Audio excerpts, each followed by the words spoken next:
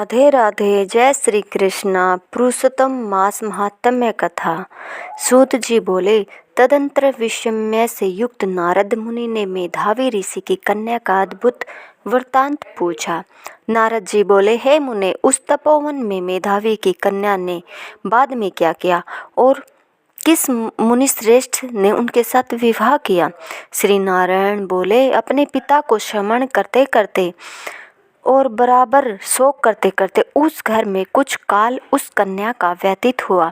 युद्ध से भ्रष्ट हुई हरिणी की तरह घबराई शून्य घर में रहने वाली दुख रूप अग्नि से उठी हुई भाप द्वारा बहते हुए अक्षु नेत्र वाली, जलते हुए हर्त कमल वाली, दुख से प्रतिक्षण गर्म श्वास लेने वाली अति दीना गिरी हुई सर्पिणी की तरह अपने घर में संरुद्ध अपने दुख को सोचती और दुख से मुक्त होने के उपाय को न देखती हुई उस कृशोद्री को उसके शुभ भविष्य की प्रेरणा से सांत्वना देने के लिए उस वन में अपनी इच्छा से ही पर क्रोधी उनके जिनके देखने से ही इंद्र भयभीत होते हैं, ऐसी जटा से व्याप्त साक्षात शंकर के भगवान दुर्वासा ऋषि आए। हे नारद, भगवान कृष्ण ने राजा युधिष्ठिर से कहा कि हे राजेंद्र, वह दुर्वासा आए जिसको कि आपकी माता कुंती ने पालापन में प्रसन्न किया था। तब उन सुविजित महर्षि ने देवताओं को आकर्षण करने वाली विद्या उन्हें दी और हे भूपाल, जिन्होंने सब देवताओं से नमस्कार किए जाने वाले मुझको भी रुक्मिणी के साथ रथ में बैलों की तरह जोता। दुर्वासा को बैठकर रथ खींचते हुए जब हम दोनों मार्ग चलने लगे, तब चलते चलते मार्ग में अति तीव्र प्यास से सूख गए थे। तालु और ओष्ठ जिस रुक्मिणी के ऐसी जल चाहने वाली रुक्मिणी ने जब मुझे सूचित किया, तब कंधे पर रथ की जोत को रखे हुए चलते चलते ही पाँव के अग्रभाग से पृथ्वी को दबाकर रुक्मिणी के प्रेम के वशीभूत मैंने भोगवती नाम की नदी को उत्पन्न किया। तब वही भोगवती ऊपर से बहने लगी। तदंतर उसी के जल से, हे महाराज, रुक्मिणी की प्यास को मैंने बुझाया। इस प्रकार रुक्मिणी की प्यास का बुझना देख उसी क्षण अग्नि की तरह दुर्वासा क्रोध से जलने लगे और प्रलय के अग्नि के समान उठकर दुर्वासा ने श्राप दिया। बोले, बड़ा आश्चर्य है, हे श्री कृष्ण, रुक्मिणी तुमको सदा अत्यंत प्रिय है, अतः स्त्री के प्रेम से युक्त तुमने मेरी अवज्ञा पर अपना महत्व दिखलाते हुए इस प्रकार से उसे पानी पिलाया, अतः तुम दोनों का वियोग होगा। इस प्रकार उन्होंने श्राप दिया था। हे युधिष्ठिर, वही यह दुर्वासा मुनि है, साक्षात रुद्र के अंश से उत्पन्न दूसरे काल रुद्र की तरह महर्षि अग्नि अत्रि के उग्र तपरूप कल्प वृक्ष के दिव्य फल, पतिव्रताओं के सिर के रतन, अनुसूया भगवती के गर्भ से उत्पन्न अत्यंत मेधायुक्त दुर्वासा नाम के ऋषि, अनेक तीर्थों के जल से भीगी हुई जटा से भूषित सिर वाले साक्षात तपोमूर्ति दुर्वासा ऋषि को आते देखकर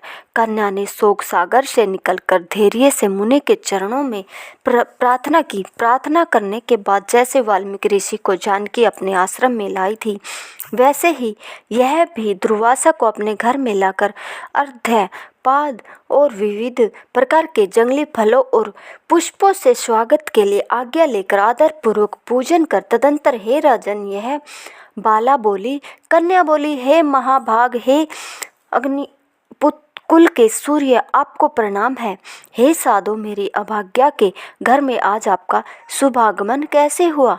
हे मुनि, आपके आगमन से आज मेरा भाग्योदय हुआ है, अथवा मेरे पिता के पुण्य के प्रवाह से प्रेरित मुझे सांत्वना देने के लिए ही आप मुनि सत्तम आए हैं।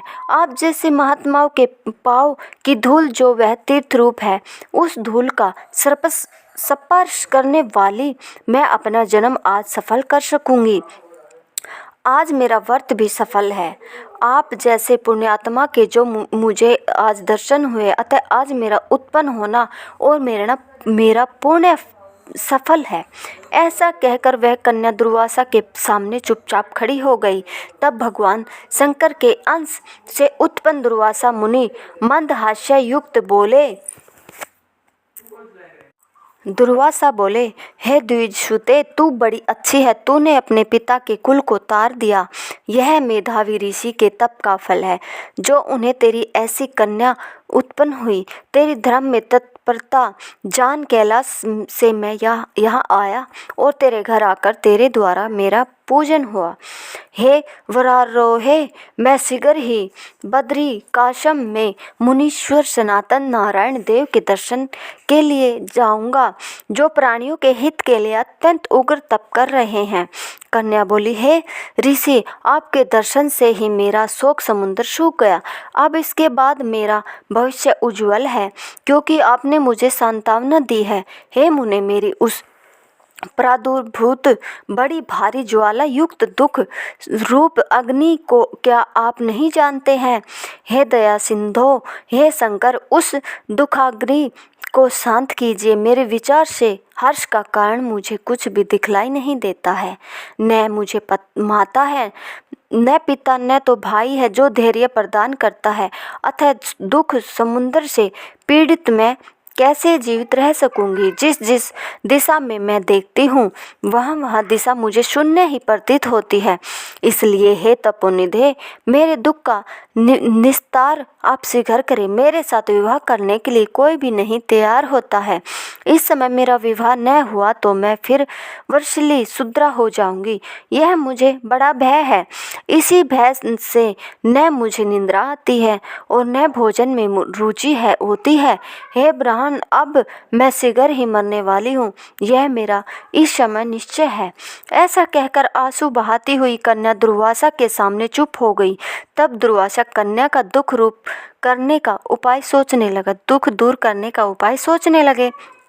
श्री नारायण बोले, इस प्रकार मुनि कन्या के वचन सुनकर और इसका अभिप्राय समझकर बड़े क्रोधी मुनिराज दुर्वासा ने उस कन्या का कुछ हित विचार पूर्ण कृपा से उसे देखकर सारभूत उपाय बतलाया। अगर आपको हमारी यह वीडियो पसंद आई हो तो कृपया हमारे चैनल को लाइक सब्सक्राइब जरूर करें। धन्यवाद दोस्तों।